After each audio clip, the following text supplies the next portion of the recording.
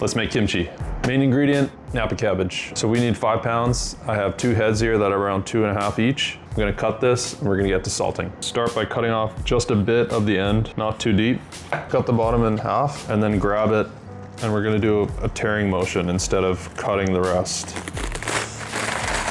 What you're left with is a rigid cut. I think that's why you tear it instead of slicing it. Same thing for the quarters. Just give it a head start and then pull the rest.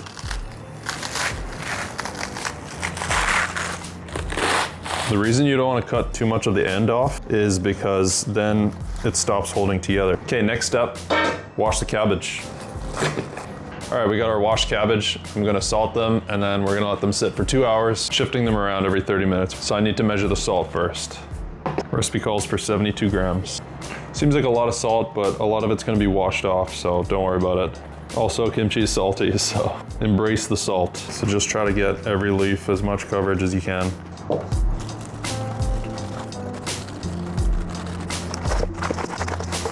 So those are gonna break down with time. Let that sit on the counter for 2 hours. Okay, while the cabbage is doing its little salt bath, we are gonna make the porridge. So all you need is 3 ingredients. The rice flour. I don't think you wanna substitute this. Next is turbinado sugar. You can use white or brown. And then water. So this is 500 mils, 2 cups, 2 tablespoons of this rice flour. I'm gonna cook this on the stove until it begins to bubble a bit.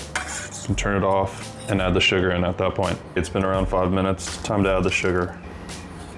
We're gonna let this cool before we do anything with it.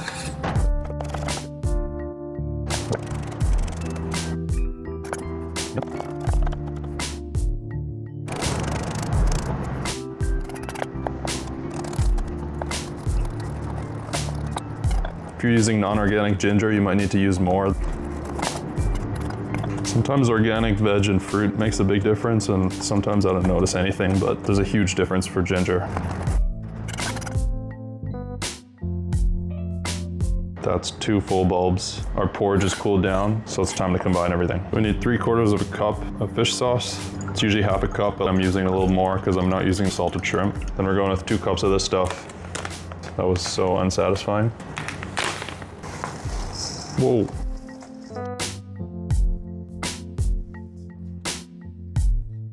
Looks pretty good. We'll start with less than we need, and then we'll add more if we want. Going with half the radish, 3 cucumbers, probably only 2 carrots, and maybe half of this bunch. Oh, and half the garlic scapes too. Okay, my advice is to cut it how you want to eat it. If you like matchsticks, cut them like matchsticks. I like thin sheets for my carrot and my cucumber, and I'll do the radish in matchsticks, so there's kind of variety. That's what I'm going for.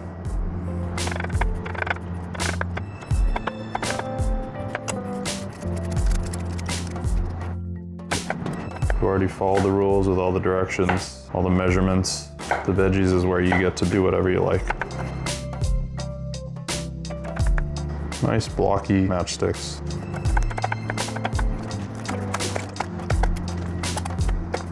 So I think it's somewhat important to have the right amount of veggies.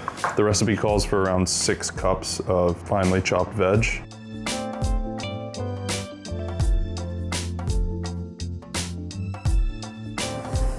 Should still work. I forgot I was using 5 pounds of cabbage. The recipe says 6, so it's okay that we're making up for it. Another thing we're gonna do is add 2 scoops of kimchi juice. I've never not added the salted shrimp, so I'm a bit worried that it won't ferment properly. This has got all the good bacteria and yeast in here. We can be sure that this is gonna ferment. Okay, it's been an hour and a half since I first started this. You can see all of this water. This is all from the salt. It's pretty cool. You just wanna give it a toss to make sure that everything's got a chance to touch that salty water. This is gonna sit for another half hour and then it's good to go. Mix with all the veg, pop it in a container, and we're set. My normal kimchi vessel has kombucha brewing in it, so rather than putting all of this in a bunch of tiny jars, I'm just gonna use 1 big stainless steel pot. What I did was actually give them a nice rinse and then plop them in here, and now these are good to be mixed with this. Look how good that looks. You can wear gloves for this if you don't want to get messy, but I don't really care too much, so I'm gonna get in there with my hands. And I'm gonna show you an example of how covered in sauce I want this cabbage to be. You can see every leaf is covered. Curl these around and tuck them in the corner. grab another quarter cabbage and do the same thing. If you're civilized, you used a glove, but I did not. You can see the kimchi now is just looking amazing. I have extra here. Transfer that into a mason jar because I want to leave some room at the top here. And our kimchi's done, only 2.5 hours later. Here's a little snap lid jar that I found that fit the rest. So these guys are good to go. I'm gonna leave them out on the counter for 2 days. I'll probably do a check-in with you tomorrow and see what they look like. Okay, we're here almost 24 hours later. Good amount of bubbles. 48 hours later. 3 days later. Smells more ready. It's hard to describe, but it just smells better than yesterday. Less farty and more like a store-bought kimchi. So I'm gonna taste some and put it in the fridge if I like how it tastes. Going for a little radish. It's good, spicy. All right, this is good to go. I need to make room for this in my fridge, but I'm pretty happy with it. Looks great. It's gonna go well with so many dishes. This is gonna be continuing to ferment in the fridge, but really slowly. Flavors will change over time. 2 to 3 weeks is kind of my favorite flavor. Yeah, I can't wait. Thanks for watching.